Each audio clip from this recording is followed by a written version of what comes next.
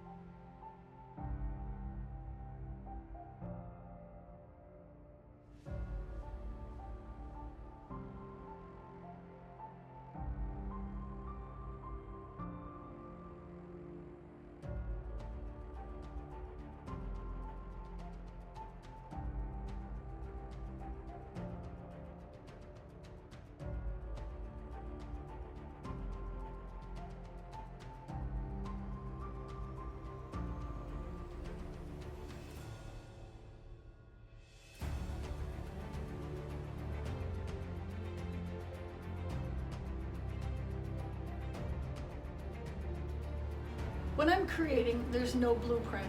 So sometimes I have to go back and rework stuff. What I see in my mind and what I first create doesn't always work. And what happened with it, what had happened was, that's what happened with this one. I ended up cutting off 4 of the tentacles. I had them more out like this. The skull was laying on the table, kind of head tilted to the side with the tentacles coming up, and the way it was looking, the way I thought was, it was just covering the face so much that I didn't get to see the face. When I create the sculptures, I have to think about how this is going to look in videos and how it's going to look in pictures, and it has to read as what it is. It can't be something where someone's like, what the heck is that? Because like all the tools might be in the face, or just like the proportion might be off, whatever it is. It's something that I'm constantly looking at. And yes, it's going to take a lot more time to do this. I had to cut it back off. I had to fill in a whole bunch of stuff. Now it's re-weld and re-grind. But at the end of the day, you're only as good as the last piece you create.